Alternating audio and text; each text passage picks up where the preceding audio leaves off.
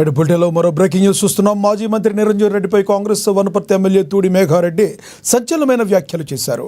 మాజీ మంత్రి నిరంజన్ రెడ్డి భూ కబ్జాలకు పాల్పడుతున్నారని ఆరోపించారు. కృష్ణా నదీ స్థలాన్ని ఆయన ఆక్రమించారని విమర్శించారు. నదీ పరివాహక ప్రాంతాల్లో మట్టిని తోడేస్తూ దుర్వినియోగం చేస్తూ ఆయన భూ కబ్జాల నిరంజన్ రెడ్డిగా మారారని ఆరోపించారు. గద్వాల జిల్లా మానవపాడు మండలం చండూరు శివార్లోని సర్వే నంబర్ 57లో గల విలువైన భూమిని నిరంజన్ రెడ్డి ఆయన కుటుంబ సభ్యులు కబ్జా చేశారని మండిపడ్డారు.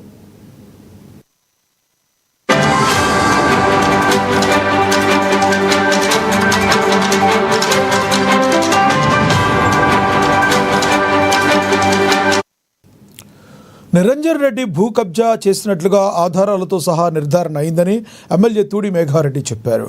గత కేసీఆర్ ప్రభుత్వంలో నిరంజన్ రెడ్డి 25 లక్షల సబ్సిడీని తీసుకుని ఆయన బిడ్డల పేర్ల మీద ఆ భూమిని మార్చుకున్నారని ఎమ్మెల్యే తూడి మేఘారెడ్డి విమర్శలు గుప్పించారు. బీఆర్ఎస్ ప్రభుత్వంలో మంత్రిగా ఉంటూ వనపర్తి నియోజకవర్గంలో అవినీతి అక్రమాలకు పాల్పడ్డారని ఆరోపించారు. నిరంజన్ రెడ్డి వ్యవహారాలన్నీ ఆధారాలతో సహా బట్టబయలు చేశామన్నారు. నిరంజన్ రెడ్డిని బీఆర్ఎస్ నుంచి కేసీఆర్, కేటీఆర్ సస్పెండ్ చేస్తారా, సమర్థిస్తారా తేల్చాలంటూ సవాల్ విసిరారు.